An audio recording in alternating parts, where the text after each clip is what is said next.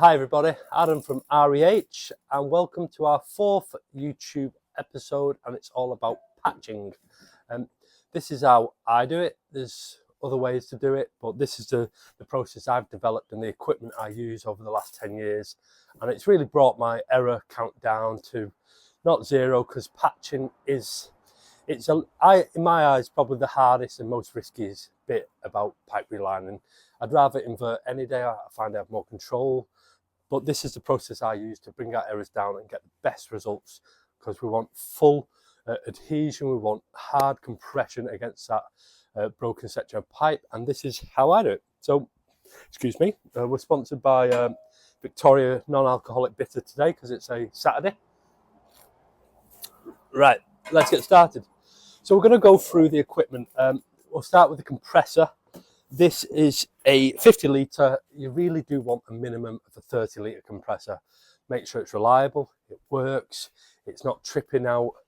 I've got 2 outlets on it, so I can do 2 patches at once. Make sure the reg is fully wound in, so you're getting full air from this, and we regulate it with our separate regulator at the insertion point. So fully open, max airflow, and then we use this. Now the regulators, these, always carry 2 of them, because if it breaks, they can be a bit temperamental sometimes. When you wind them off, left loosey, do them half turn back so they don't seize on the spindle, and make sure that the ball valve works, which that does, and it should also be lockable so it doesn't come off. Right, so we've got compressor, regulator. You want to run the compressor off a RCD. So if it trips the RCD and not the building, because then it's easier to fix, as opposed to running around the old house trying to find the switchboard and remedy it, because you'll be in a bit of a panic, especially if the resin's mixed and in the ground. So always link up to an orange RCD box, and obviously a heavy duty power cord. Airline should be high quality. This is Australian made, flexible, 300 PSI with lockable Euros. All your fittings should be the same. Don't be having Ryco to Nitto converted. Most lads tend to run with just Euro because a lot of the equipment comes already with Euros on, so it's just easier to run like that. So Euro fittings throughout. Push rods. So just checking for debris. Make sure that the rubber's in there. I've seen that before coming out new. Make sure no rips in them, cracks, and these are flexible bendies. When you've finished, if you straighten them back up, they'll last longer. So you need a camera, obviously, to take a mark. Mixing jugs. These are from the supplier, 3M. These are really good, actually. If you pour them in separate, activator, and then you're activating your base, when you finish, you just turn them upside down in the grass, give them a wipe out, and good to go again. Save you a bit of money. Elastic bands, predominantly doing 4 and 6 inch. These are direct from the supplier, but I suspect they are just number 33s. From Office Works, get a big bag for 12 bucks. So number 33s. But it's good to keep a selection just in case you're doing any other types of patching. So gloves, these are Delta. I probably put 2 pairs on because the resins can actually deteriorate pretty fast and your hands go through them. So some good gloves. You need clear packer tube, 4 and 6 inch. Containment, I tend to use stitched medium duty. I don't use 3D liner for containment, because 3D liner, the packer has to work hard to open this and then press your liner. If you're using this, you're detracting it away from the radial forces pushing onto your patch you're putting in. So I use this, not this. Okay, you need obviously scissors, good sets of scissors. Now your packers, this is it's a 7100, but it will do up to 5 inch, but really 4 and 6 inch is what we do in Australia. It says it on it here, it's a max bar, 3 bar. These lines denote the dead spots, and that's obviously the middle.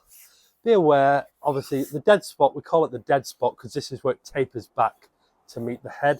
Some of the packers, the more you use them, they actually inflate to the desired width beyond that green line. But for now, when you're starting, take that as gospel. And then as you know your pack is further down the line and you've tested them, then you can put your own new marks if you're really pushing the limits to what you want to install. But for now, just go off them. They come with an anchor point. I've seen some of these anchor points protrude quite far like that. Make sure that you bend them back in so they're in line, because if you push, especially on plastic, if you're pushing downstream, they can actually get caught on the apex of the plastic junction. I've seen that before and they can get really stuck. So if they do that, heat them up, or just take them off, heat them up, bend them to the right shape, and then they're in profile with the line. And if you can, put a little twist back in, so there's no chance of that. And when you get them, straight away, test them in pipe, take them to 3 bar, make sure, and if you contain it as well, drill little holes in the plastic, take it to pressure, and then you should see the cali fully pressed out against the holes you made in the pipe. That's a great way to test your packers when they're brand new.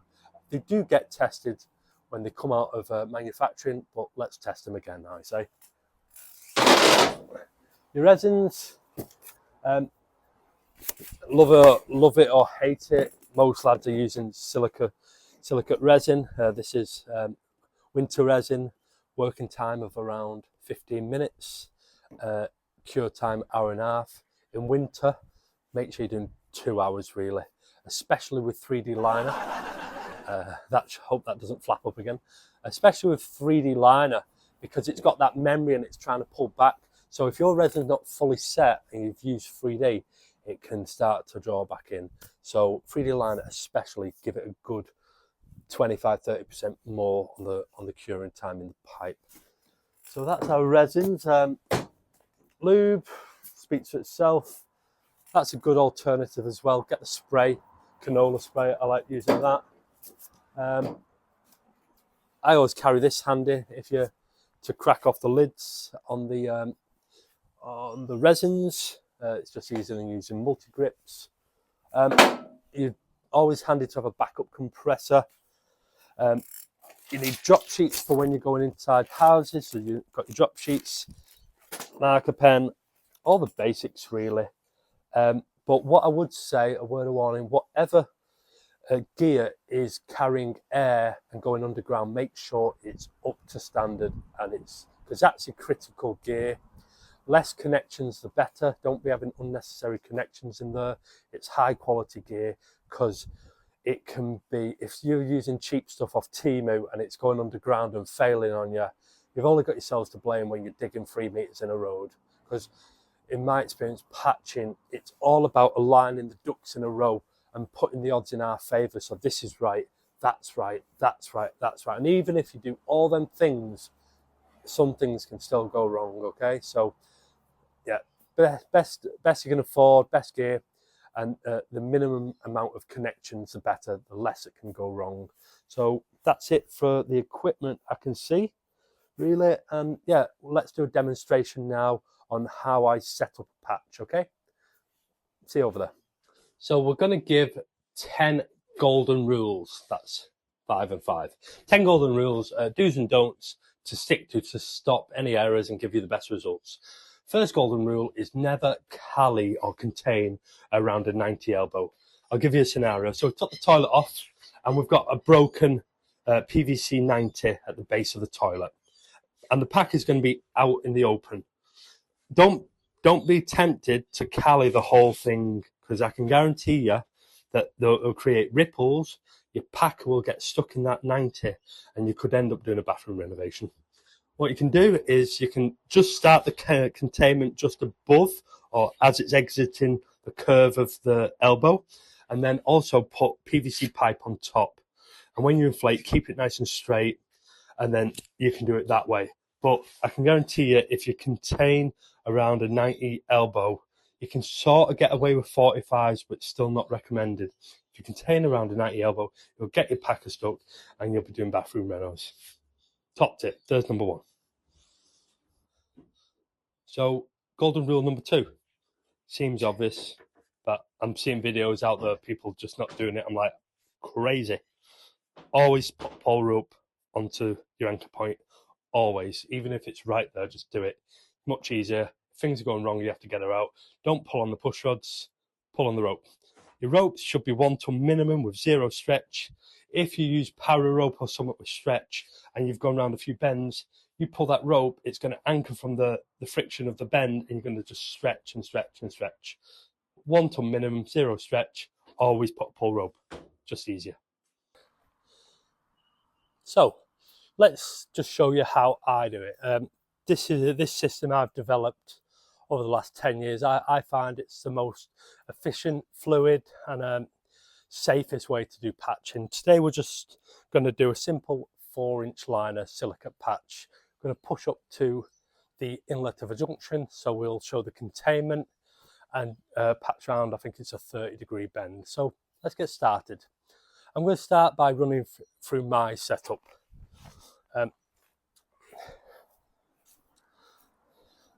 I always keep my compressors as far away from the insertion point as possible.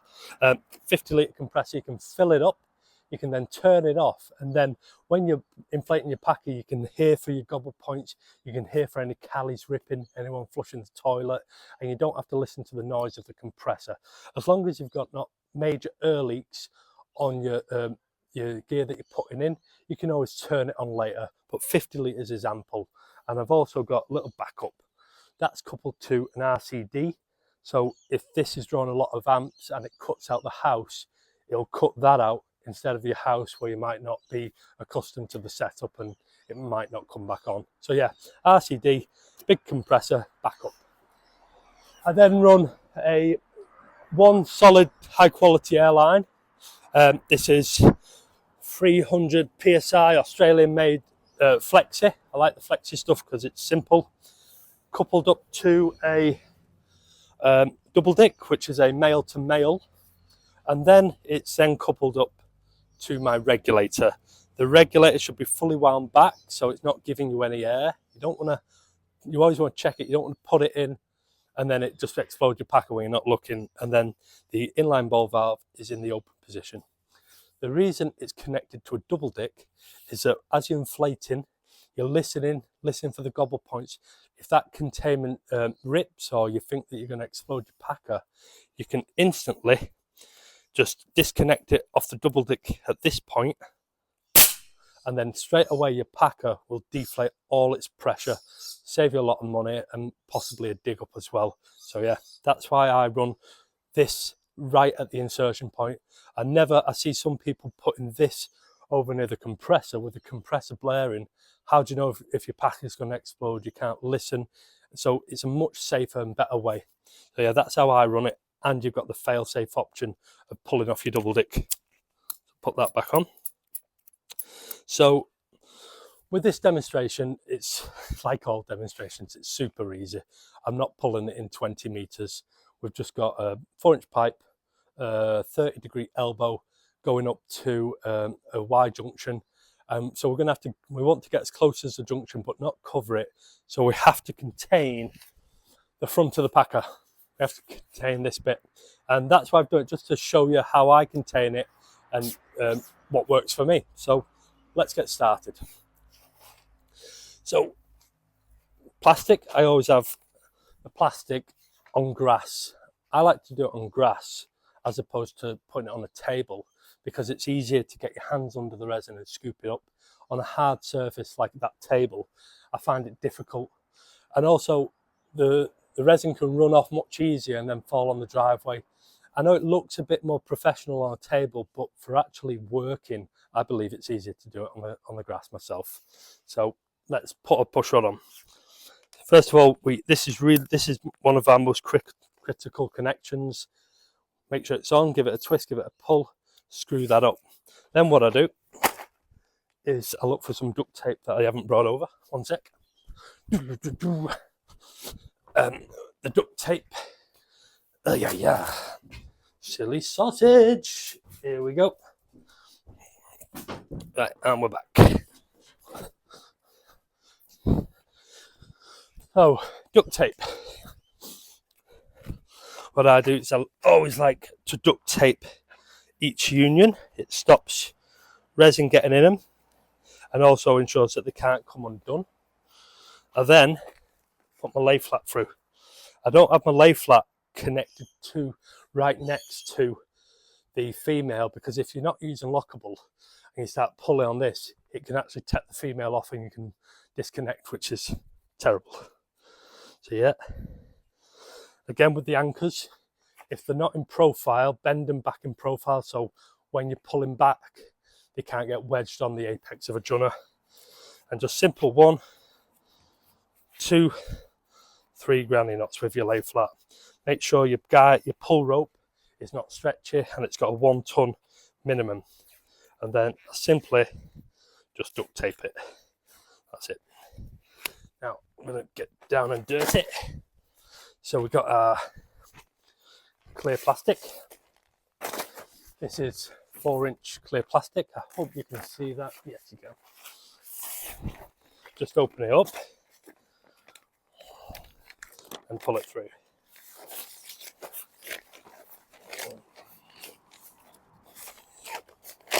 So we've got to contain the front of this packer. So the way I'm going to do it is I'm going to use 2 pieces of cali. Right? I'm just going to slide it on. Then remember that the least bands you put on, the better, in my opinion. So I don't even double these over because they're going to be held on with the clear plastic. So if I put 2 bands on this doubled over, then another 2 on the other piece, and then some on the clear plastic, and then some on the liner, you've got like 8 or 9 elastic bands. Now that does add a restriction to the opening. We're all about the least restriction to this packer opening, the better.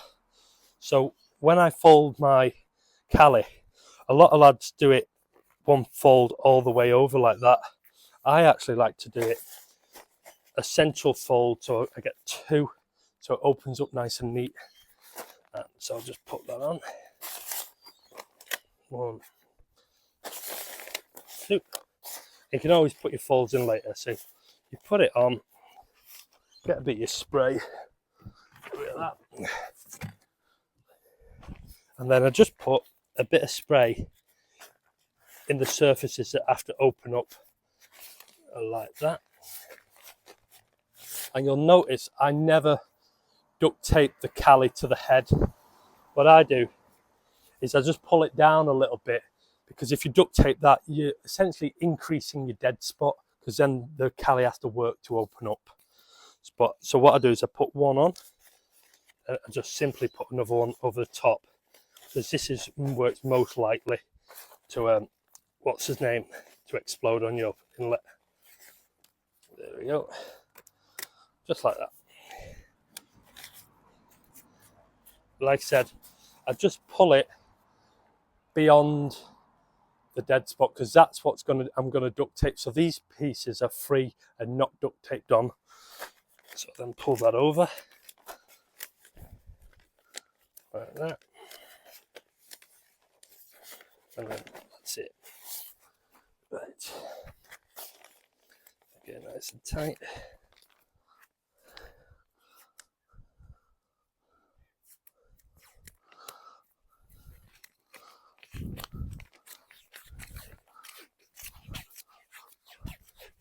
This isn't the best duct tape. This is pretty bad stuff, and it's always easy to put a tiny little courtesy tab for when later. Then I just work back. I'm going to just double these over a little bit. 1,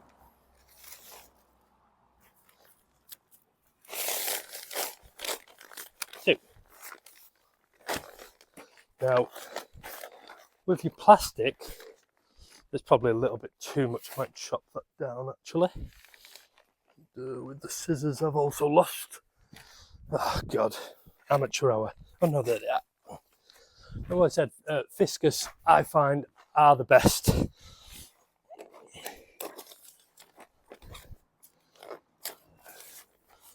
Yeah. So, when you ducky these, right, the way I do it is I just wrap it around one way, and I duct tape 4 inches or 5 inches up and 5 inches on the plastic. If you just duct tape that bit, when you pull it out, it'll get stuck in the drain and you have to fish it out later. Make sure it's actually connected to the push rod. So there we go. That's it. And also put a little nick in this, because what happens is as you start to inflate, it'll pressurize this plastic and it'll make a pop, and if you don't know it, you start to panic and do things you shouldn't. So a little nick in this end is absolutely fine. That's what you want to do.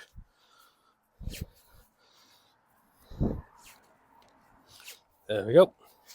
So that's it. As you can see, I've not put heaps of bands on it because it's not going far, and the line is going to go on top of that, and that'll keep it nice and neat as well. So the more bands you add on, the more restriction in my case. So love it or hate it, I'm just using 4-inch liner. Now I do appreciate that fiberglass and probably 2-part epoxy is the strongest way, but a lot of lads are just using this, so that's what I'm going to show today. So just find your green mark, which is somewhere about there, offer it up and then chop it. Do a nice straight cut, get rid of that, and then just turn it inside out.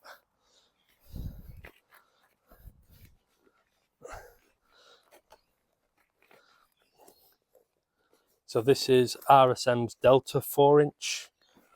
Its retraction rate is around 30 to 40 mil when inverting. It's been a game changer in the industry. A lot of people are using it for inverting because it's so predictable. It doesn't shoot long. You can pretty much guarantee a last joint if you've got camera access on it. It's a great product. It's a woven fabric liner. It's pretty good actually. Now, it's a slightly undersized, so when you're patching, don't be adding lots of restrictions. You want to make sure it's getting to that full extremity. Once you're halfway, there we go. And probably a lot of people probably already know this. So it's like a snake skin. You want the snake skin pointing at the direction of push. If you do it the other way, it's a bit rough and has a tendency to start concertinaing along your packer as you push it in. And when we push it in, we don't push it in really fast. Nice and gentle, fluid, and it'll go in nice. Okay, so let's just offer her up. So there we go.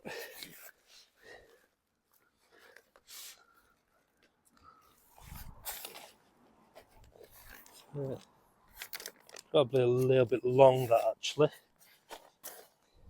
Don't do what I did and put Cali over the green line and forget where you are. So there we go. Now, a lot of lads do wet out the liners on the packers. If you do it, you've got to ensure that you're getting the right amount of resin into her. So for this, I'm going to do 800 mil and 400. And because we can't see it impregnating, the time we save, because we're not having to put it on then do the bands, we should spend that time ensuring that it's fully impregnated. So there shouldn't be any resin left on this black mat. It should all be in the patch. If you've got loads of resin left on, just because it's yellow on the outside doesn't mean it's yellow on the inside. But if you use all the resin, then it's got to be, because that's fully saturated, then it's took all the resin that is designed, what the manufacturers say for this liner. So again, if you're doing it this way, I like to, some lads do a single fold. I like to do, with this, because it's not going far, you probably don't even need a fold. So I'm not even going to put one on today. So I'm just going to put probably about 5 bands on. So just give them a stretch. So 1,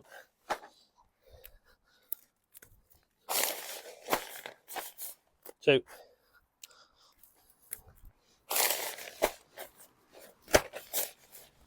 3, 4,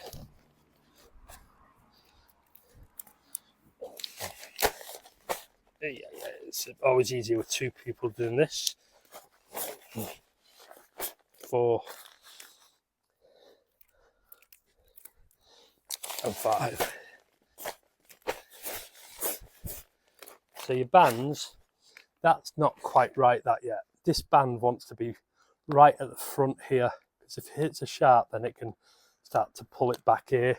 So you want your first band really quite close. And if you're not sure how many if you put enough bands on, what you can do, just give it a little pull test. So hold the packer and then hold your liner and try and pull it. So that slides along a bit too easy for my liking. I'm going to put another couple on. That's a great, it's just a little friction pull test. I'm going to put another few on. Like I said, keep them all equidistant. So that's it. Now we're going to try again. That's better. Still a little bit, I might just put one more on. But the main reason is that they slide because people push them really fast, really hard. Don't do that. You've got more time than you think. Just nice and fluid, just gentle, just push, push, nice and slow. And they shouldn't concertina. Nothing worse that you do a good patch, but it's slid on the packer, and then your metal head, because it's obviously on the dead spot, you can't then get your packer out. And that's all because people push them too fast. Okay, so I'll show you a bit closer. So we've got our containment, which is double layered, and those surfaces are lubricated. We've got one band at the front and then equidistant bands all along. And this saves us so much time as opposed to putting the bands on after we've wet out. But when you do it, make sure that you use that time extra to ensure that you're getting all these gaps, okay? That's essentially it. You've got 4 inch over here, 4 inch over here. That means it's actually connected to the push rod. Your strapping is not hard up against your female. And that's about it, really. Tell us what you think, and I'd love to know how you do it. Well, the next scene will be us actually wetting it out. So with this here now, I would wet out onto this piece, right? I'll lift it up. I'll take off all the excess from here and from there, right? And just, make sure it's fully impregnated. Any excess dripping, I get rid of it. I'll then move it onto a clean piece of plastic, right? That allows us now, we've got a clean piece of plastic to wrap it up, and we can walk into the houses. So you're leaving all this dirty, messy black plastic away and then walking in on a nice clean piece. Much less chance of getting resin on tiles and stuff like that, and it's cleaner. Like I say, your job should be pointing in your direction of travel. And then I'd wet out, and then my oppo would keep nice and dry and clean, and he's going to carry my tail. Because when you're walking him into bathrooms and you're pushing, that end is going to fling about like that. It's going to hit a shower screen, a vanity, a mirror, and then there's your day's profit gone. So that's how I do it. I transfer onto clean plastic, then walk her in with my oppo, carry my tail, and I don't let all my trail drag through this resin. So next scene will be us actually wetting it out. Containment. Never use 3D liner. This is 7100 as containment. And the reason is, it may be nice and low profile, and it goes in, it seems easier. Your packer has to work to open this. So every ounce of force it uses opening this up is an ounce less force that is being exerted on your liner being pushed against that old broken pipe. It just detracts away from the radial pushing force on the liner onto the hose pipe. So seems good, but it's not. Don't use it. Use Cali or something else. So a mistake I see a lot of new starters make, if you're a plumber and you've just invested in your first patching gear and you think, oh, I'm going to protect my gear and just Cali it all. Well, that's okay if you're just doing straight section. Cali it all by all means, but there's a way to do it, and let me explain now. If you put Cali here and here and duct tape the bejesus out of it, right, just to get a bit close. This rubber, right, it's not smart rubber. when it inflates and stretches this way, it has to stretch that way. So in order to inflate and stretch to its full 100 mm diameter, it has to stretch a little bit this way. And if you fixed it here and here to a product like Cali that has no stretch whatsoever, it can't stretch and open up. Therefore, can't open up this way, pushing your liner against its hose pipe. Now, there's a way to combat it. I'll give you one scenario. We've had a star picket through a brand new renovation, a plastic pipe, and then we've come in with a robotic cutter, cut it all out, but the pipe is in terrible state. There's holes everywhere. And we don't want to just put liner in and go into all those cavities and create grooves, flat spots. It's going to collect dirt and debris. So we want to just make a nice straight pipe into the broken PVC pipe. And the way we do it is we get Cali, we'll tape it here, and it terminates here. Then we get another piece of Cali here, and it terminates here. Lubricate all the internal touching surfaces so it's all contained, but when it starts to stretch, the two pieces of Cali can slide, and then when it's fully stretched and it's inflated, then they just press out open. So we're getting full benefits of containment, but we've got a flexible two sliding surfaces, but never one piece, always two. Let them slide, lubricate them, fully Cali it by all means, but never fixed and fixed. Top tip, catches a lot of people out. So, resin time. Like I said, silica, love it, hate it. This is what most people are using. I would admit that probably a 2-part epoxy is probably a little stronger and might stand the test of time, but this is what everyone's using. Come in shakers. They can come in the big ones like this. Probably more cost savings with the big ones. If you do, Strat spanners are really good for getting these lids off. Plenty of ways to mix them. You can measure them out into these, put your base in that, your activator in that, pour it into a bucket and mix it. When you mix them, if you go on really fast, you can actually incorporate too much air into the mixture. And the analogy I'd use, if it turns really foamy and creamy, you've incorporated a lot of air into the mixture. Essentially, I think you're probably weakening it, just like a chocolate bar. Like you get a solid piece of chocolate, or you get like a bubbly Aero. The Aero is nice and light and weak because air's in the mixture. Same scenario. If I'm going to mix it, I'll have it on the lowest setting, nice and low, just going around. You can use a shaker. You can over shake them, I think, as well. I just go nice and slow. I don't get loads of air. I don't like that like really foamy, creamy mixture because I believe it weakens them. You can pour it into a bucket, do it that way. Another way is get your 6-inch clear packer tube, tie a knot in at one end,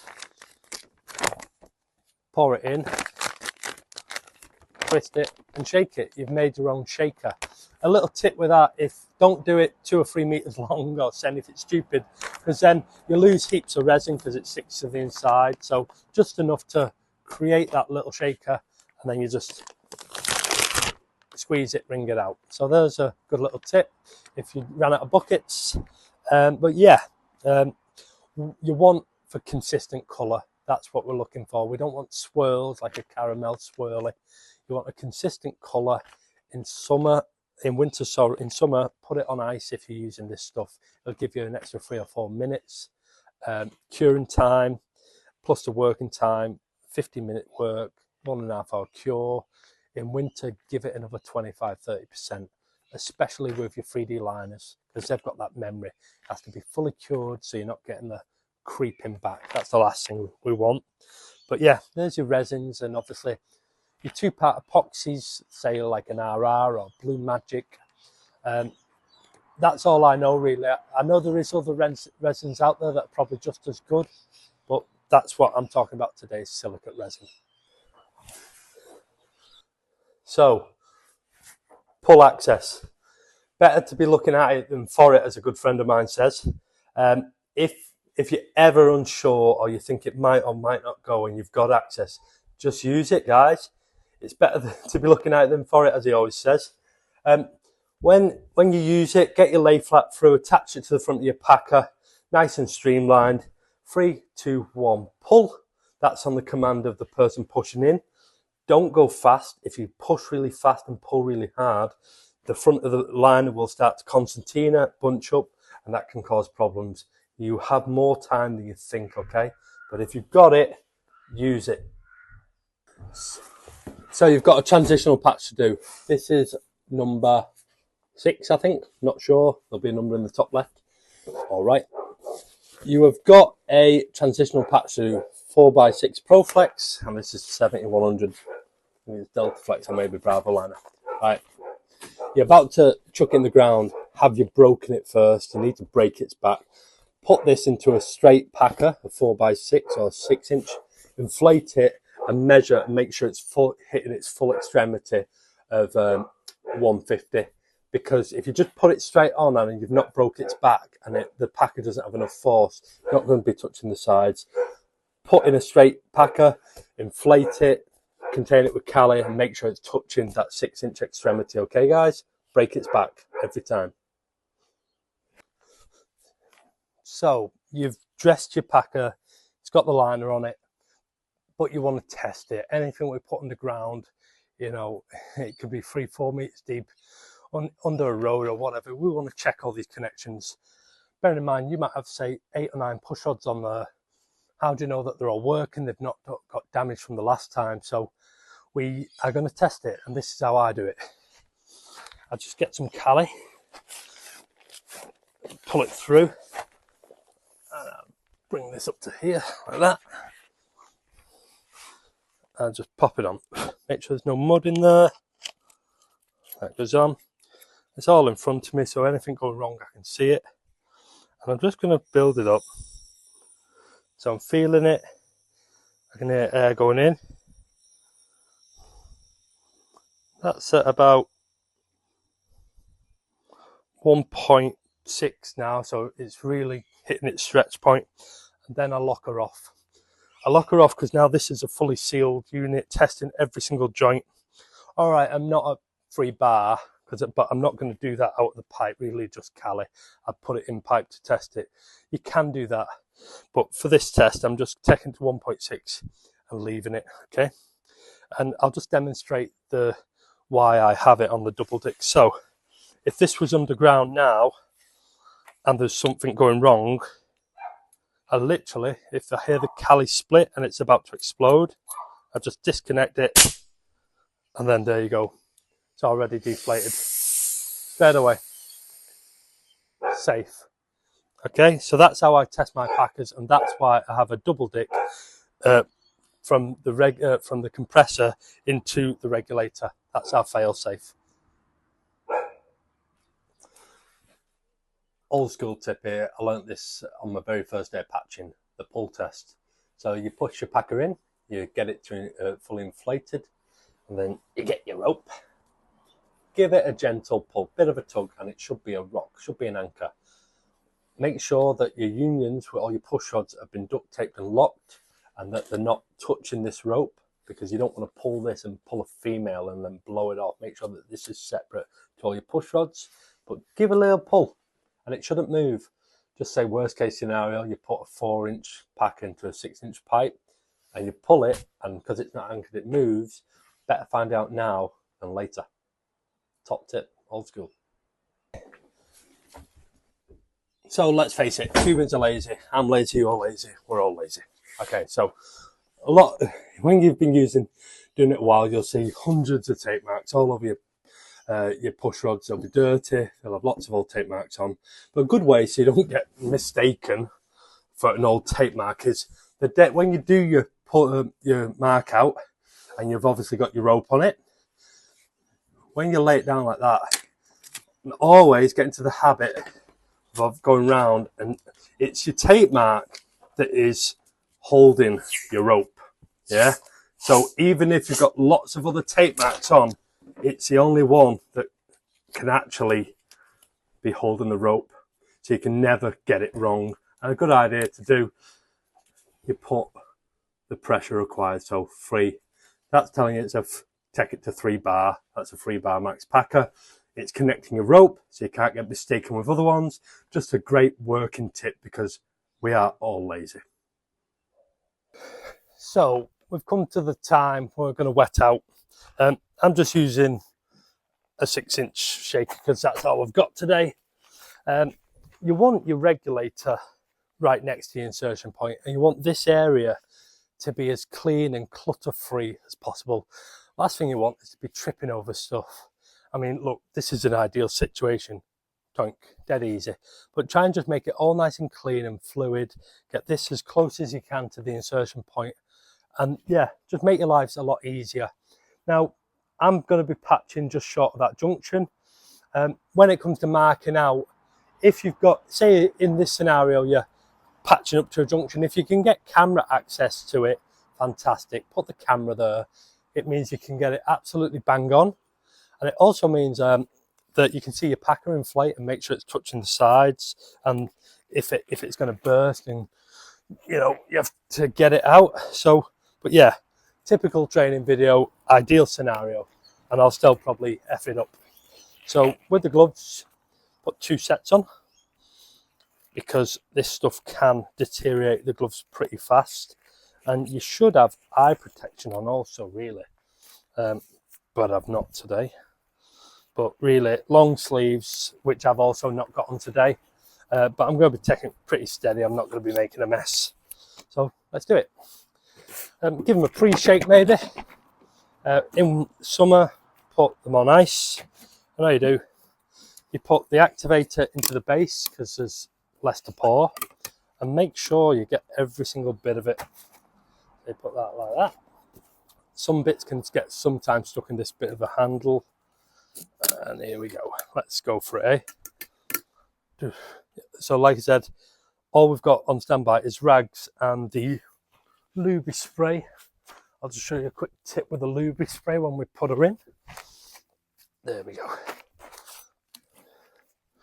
What you do is you pour that into that.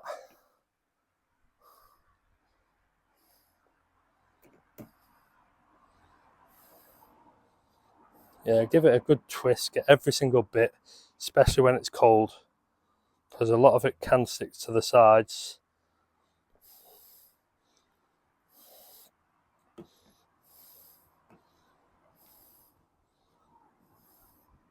So you'll keep pouring for a while. So yeah, there we go.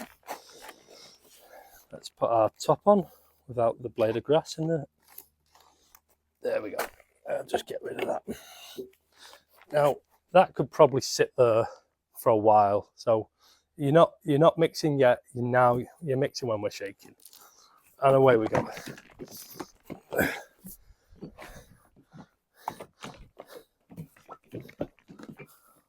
It's easier to shake the bigger ones because there's a bigger gap, I find. And like I said, don't over shake it and incorporate air. And what I'll do is I'll pour a tiny bit onto the plastic just there. I'll make sure it's not a caramel sundae and it's swirling everywhere. So yeah, just get it all shook up.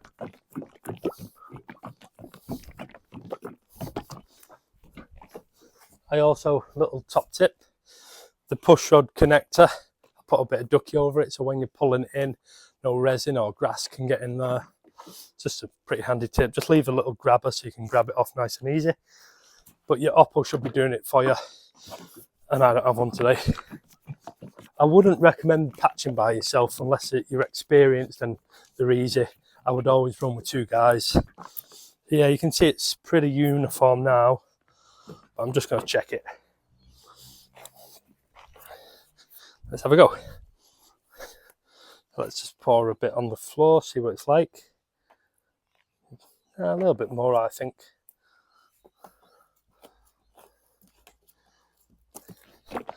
Tiny little swirl there. Don't like that. That should be better. Okay, so the way I do it, I'll pour one side,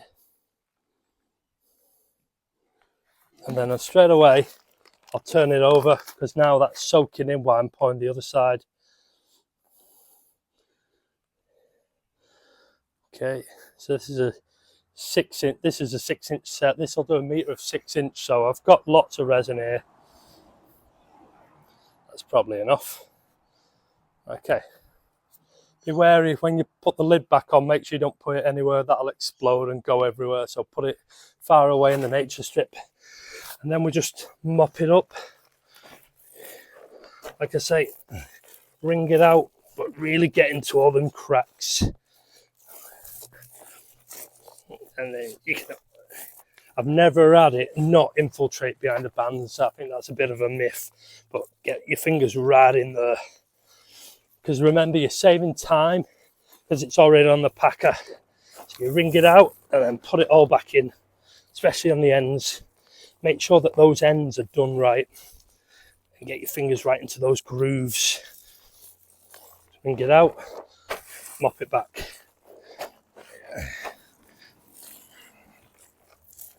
Really check. Like, look, even though there's a fold, I can pull that fold back, get my fingers in there. That is absolutely saturated. Okay.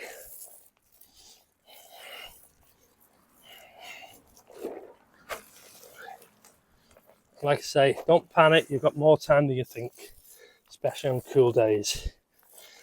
That was pretty good.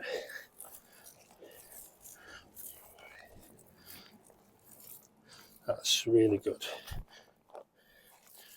Okay, so now I've done that, what I do, nothing worse than having loads of flakes. So take all the excess off the front, like that. Wait, it's a bit hard, but we'll just one of those today. Take all the excess off the back. Now, PVC should have been keyed up with a miller. I've not done that today because I'm lazy, but really, the code in AS3500 states that you should. So once you've got the excess off, good little tip, give the front a bit of a spray. There we go. And we pop her in. When you put her in, once you've got past that point there, try not to do what I just did and drag it all through your resin. That's why I've got duct tape on it. Don't panic, you've got time. You just push it nice and gentle. Don't be forcing it. Feeling for the bends. I can see it there. I'm going to pull back a bit. There we go. It's just simply a case of connecting a little bit more. Make sure you're not overrunning on your rope. That's it.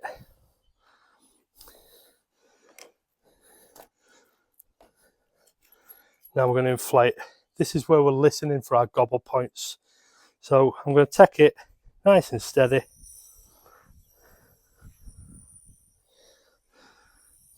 So when it really starts to swallow, which is about now, just let it do its thing. I can see it inflating.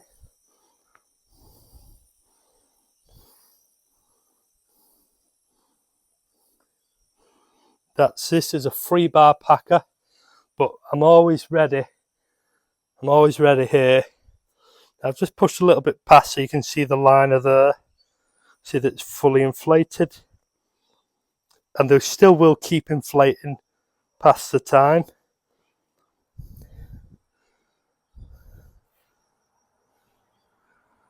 Beautiful.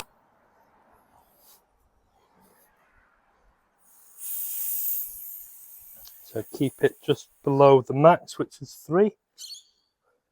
That's it. If anything's going to go wrong when patching, now's the time.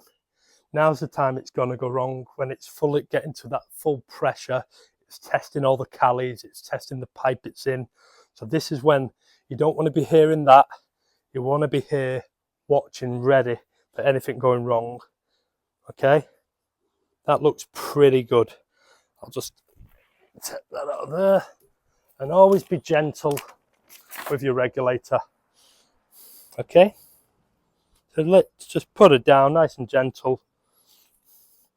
And if you want, you can even, good tip, bit of duct tape here, write the time of insertion so you can't forget. If you're doing multiple patches, then that's also a good tip. And then yeah, that's it. So I don't know what number this is. It'll say here, maybe it's number 7 or 8. So gobble points, I call them a gobble point. And it's not rude, it's not Pornhub or YouPorn, anything like that. It is the pressure required for this to start opening up. If you put 1 bar into this, it won't fully open up. It'll start to stiffen, but it won't open up.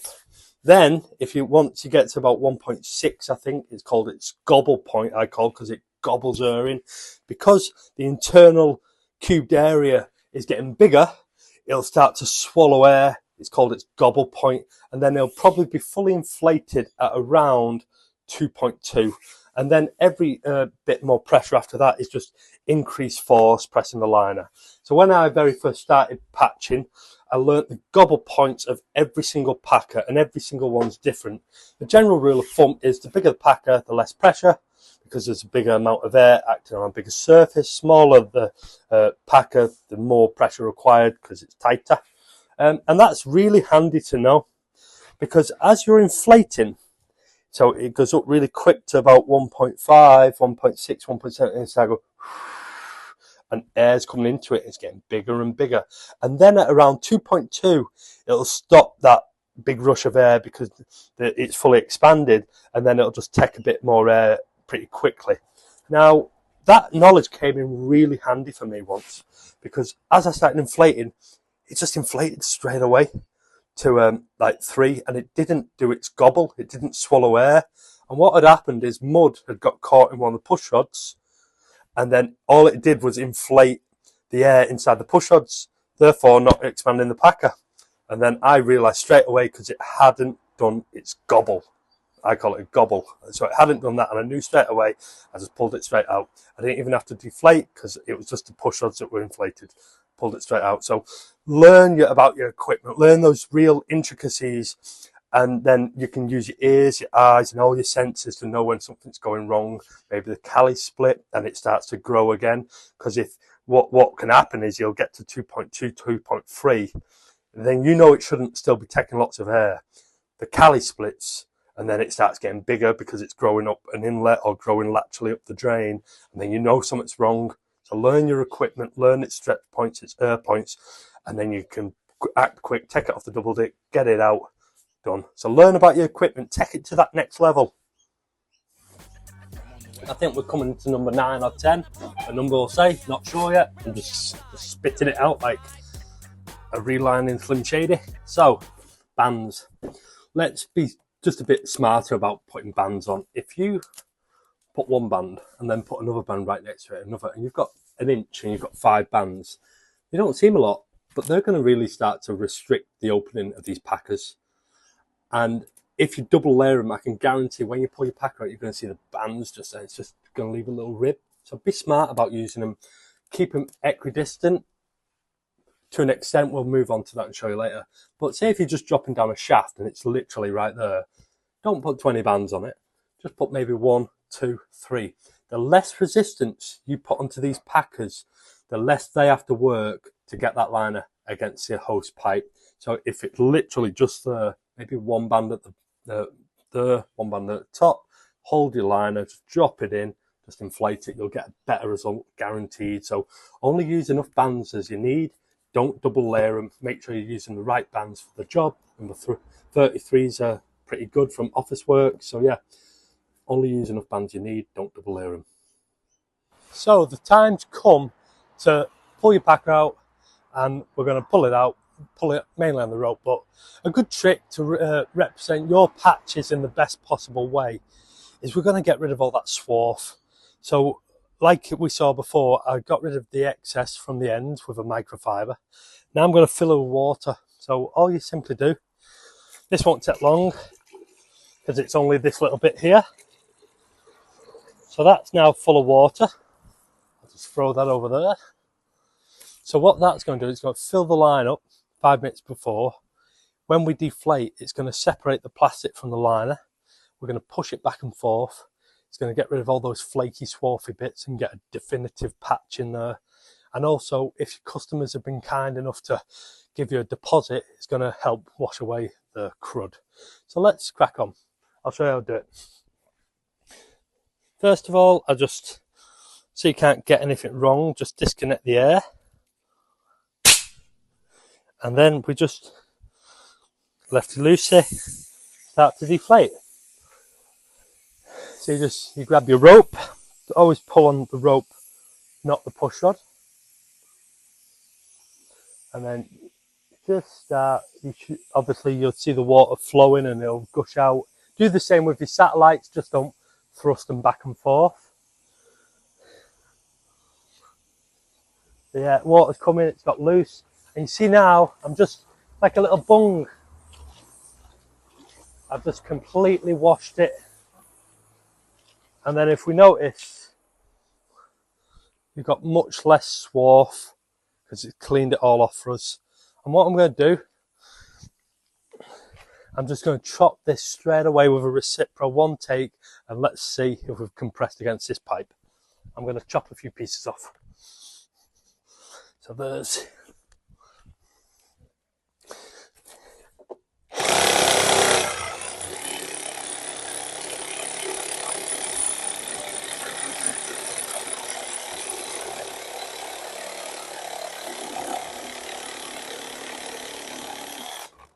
so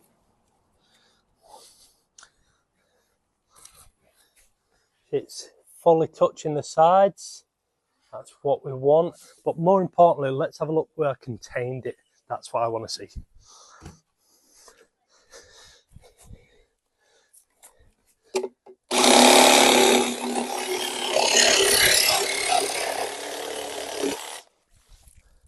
That's beautiful. So, as you can see, not many restrictions. That's a lovely bend in there as well. Beautiful patch.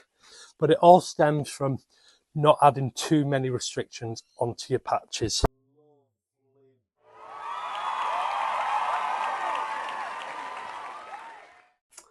So we're coming to the end of this episode, and I hope you've learned something from all the information. This is totally free, and I hope it's added some value to your process and your relining. I'm not saying that this way is the best way. There might be some places I can improve, some products, some processes, the way I do things. But this is the way that works for me. It's took me 10 years to get to that process. And next week's episode, if they agree to it, is we're going to interview someone that took the brave leap and with little pipe relining experience and bought a brand new truck, cutter, the works. And we're going to interview him and ask his questions, expectations versus the reality. And is it what he expected? Is the industry what he thought it was? And what challenges he faced? Is he making money? Is he doing well? And does he enjoy it? And the other part of the episode is all about the mindset of a reliner. I'm passionate about the industry. I love it. I love how something on the face of it can seem simple, but then when you start peeling back the layers, it just gets deeper and deeper and deeper. And you meet them, they say, "Oh, pipe relining is easy." A year into it, the head's down, they're dejected because they've realised it's absolutely one of the hardest trades out there. The analogy I always put on it is if you're a chippy or a sparky or anything like that, and you chop a bit of pipe wrong, or you don't wire it up correctly, you just redo it there and then. No real repercussions of it. But with pipe relining, every mistake you make under the ground can cost you days, and it costs you a lot of money. So if you're making these errors, these what I call company killers, these company killing errors, you won't last that long in the industry. So yeah, we're going to talk about mindset and learning and having no ego and just accepting information and trying to grow with it. So yeah, that's next week's episode. So I hope you took something from this. I'd love it for any feedback, anything you see I could do better, any tips you'd love to share, because like I say, stronger together, I think we should all help each other out. I think it's such a difficult trade. If we all help each other out, we'll be stronger for it and put a better product in the ground. So tune in next week and enjoy your lining, guys, because I do. See you later.